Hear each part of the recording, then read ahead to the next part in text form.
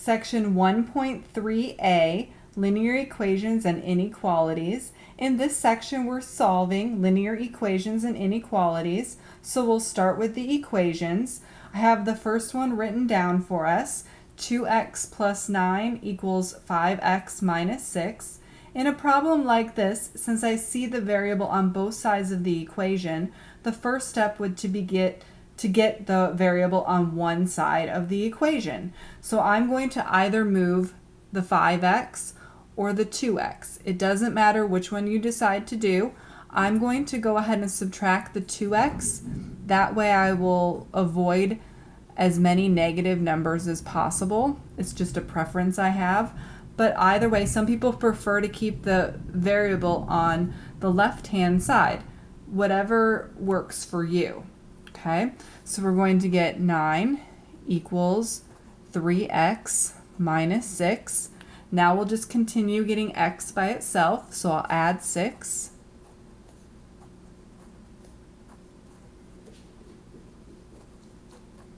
And then divide by 3.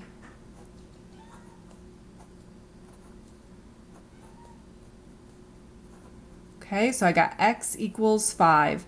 I'm not requiring that you check your answer, but as always, you can check your answer, plug your 5 back in for the x, and just make sure you get the same thing on both sides. So let's take a look at another one. I've got x over 4 plus 1/2 equals 1/8. You can work with the fractions if you want to, but I like to show you the trick to get rid of the fractions because I know a lot of people don't like working with fractions.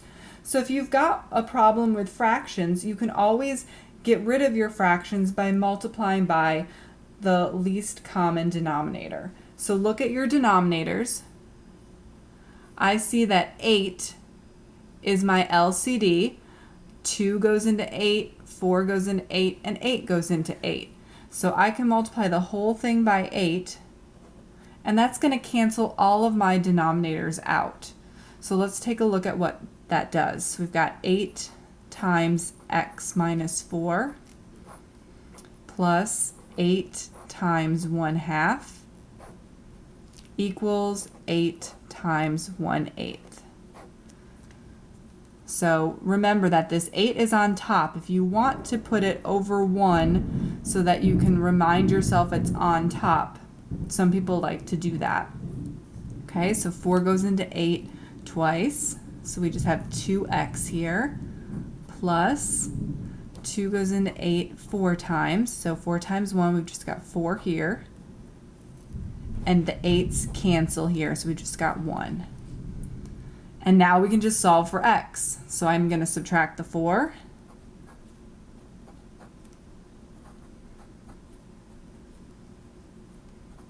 And divide by 2. So we get x equals negative 3/2.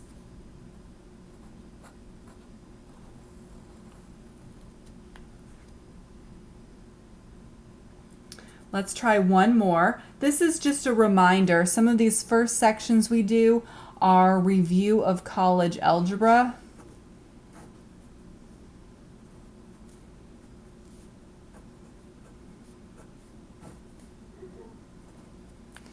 These sections will be important when we start the calculus sections. To remember these concepts from college algebra will help us out. Okay, so if we have a problem like this, well, we could do the same thing. We could look for the LCD and get rid of the fractions like we did in the last problem, but we can even do a better trick in this problem. We have just one fraction on this side and one fraction on this side, so we can cross multiply. So if we cross multiply, we get 5 times x plus 1 equals 3 times x plus 2. And now we can distribute.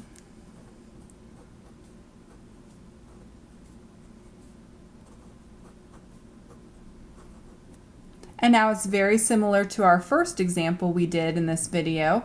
Let's get the x's on the same side, so I'll subtract 3x.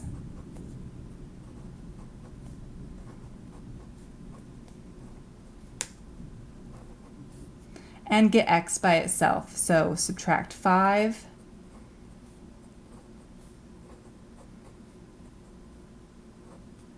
And divide by 2.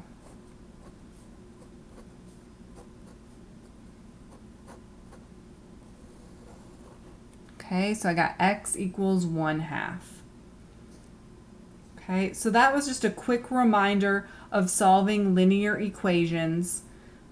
You'll see some in your homework. Try them out. If you have any trouble, let me know. Okay, let's look at the inequalities. Example 2. Solve and graph.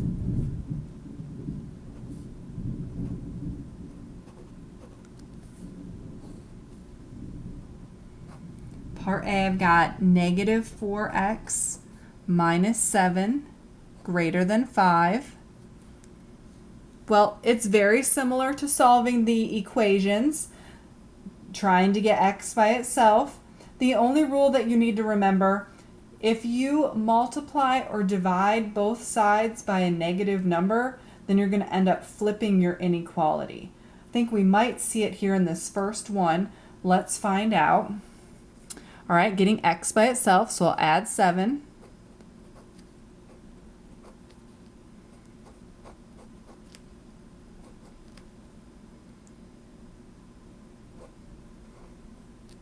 Okay, and then we've got to divide by negative 4. We're dividing by a negative number, so we've got to flip our inequality.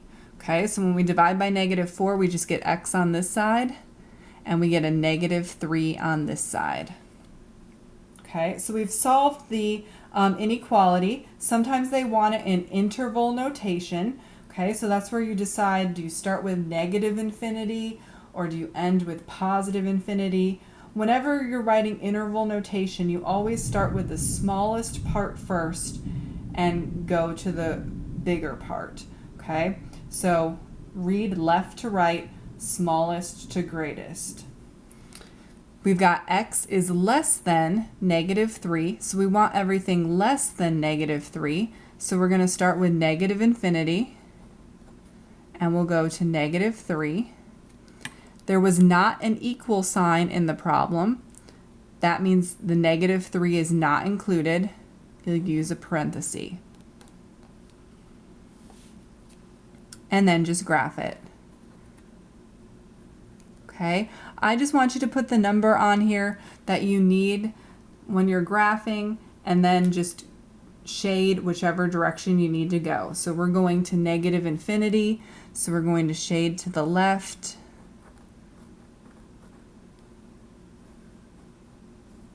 And since there was a parenthesis here, you can either put a parenthesis on your graph, or you can use an open circle for not included. Okay, so your choice. Let's try another one, part B. I've got m over 5 minus 3 less than 3/5 minus m over 2. Okay, well, I put another problem in here with fractions. I'm going to do it just like I did part B in the first example. I'm going to multiply by the LCD and get rid of the fractions. In this one, I see 5 and 2, so 10 is going to be my LCD. Multiply through by 10. So I'm just showing that I'm multiplying each term by 10.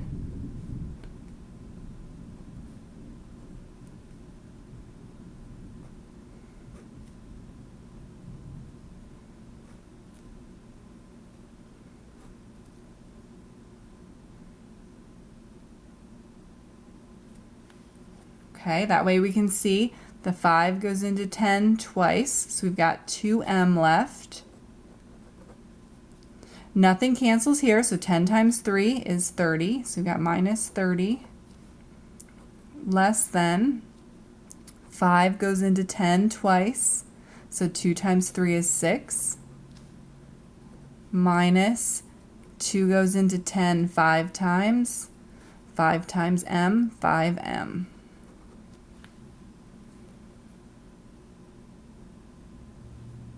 And now we can get the m's on the same side.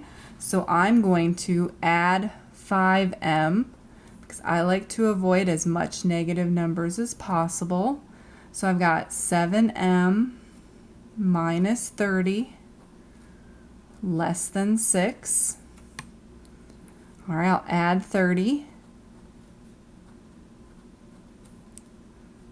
7m is less than 36, and then divide by 7. Okay, and in this one there was no flipping of inequalities because we did not multiply or divide by a negative number. Let me write our answer on the next page so that we can finish graphing it and writing the interval notation.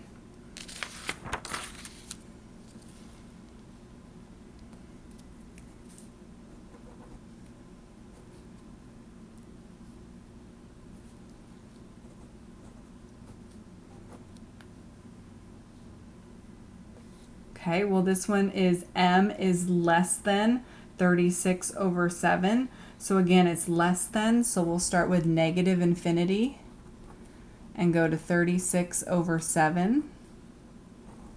And again, it was not included. There wasn't an equal sign, so we used the parenthesis.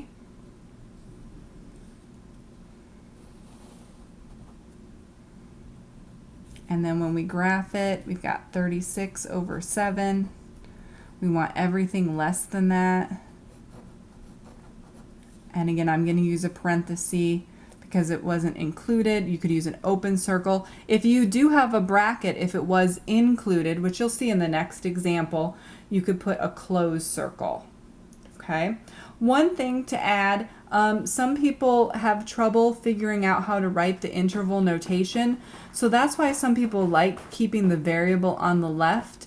It makes it easier when they're doing inequalities to read it and then write it in interval notation. So you might want to keep your variable on the left when you're doing inequalities if it makes it easier for you to write it out in interval notation. Okay, part C. 2 less than or equal to 3x minus 7 less than 14. Okay, in this one we've got a compound inequality. We've got two inequalities in the problem. Okay, when you have a problem like this, you want to leave your variable in the middle but still get it by itself. So we need to add the 7. And notice how I'm adding it to all 3 parts. Okay, and then we've got 9 less than or equal to 3x less than 21, and then we'll divide by 3. Okay, again, we're dividing by a positive 3 in this one, so we don't need to flip any inequalities. But if you have a compound inequality and you divide by a negative number or you multiply by a negative number, you're going to flip both of the inequalities then. So we've got 3 less than or equal to x less than 7. Okay, and remember, when writing interval notation, you start with the smaller number first.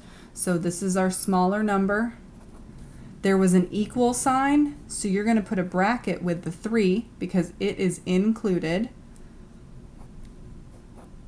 And the 7 had no equal sign, so it has a parenthesis, it's not included.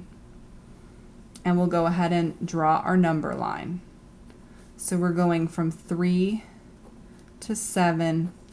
I'm going to put the bracket and the parenthesis, but you could put a closed circle and an open circle, and then you shade everything in between. So try a few of those from the homework. And then the last thing I want to do, I'm just going to do one example, but sometimes they ask you to solve for a particular variable. So example 3, solve for the indicated variable.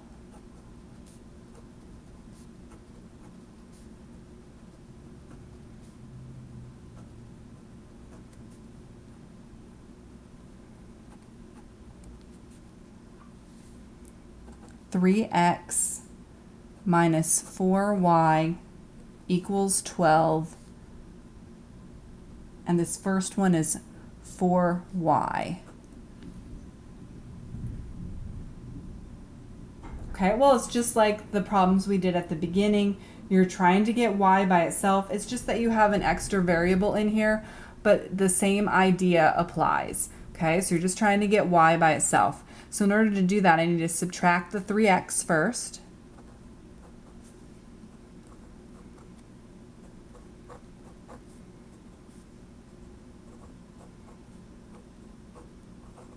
It doesn't matter what order you put these terms in. Just normally people are used to seeing the x first and then the constant, so that's why I did it here. And then finally, to get y by itself, I'm going to divide by negative 4.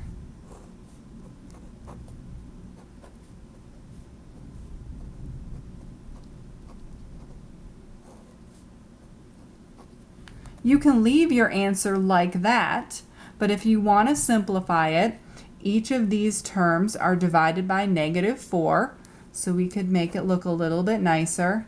Negative 3 divided by negative 4 is a positive 3/4 x, and then 12 divided by negative 4 is a negative 3.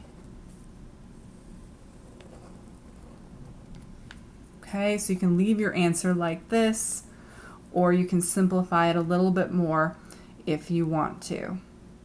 Okay, try the homework and let me know if you have any questions.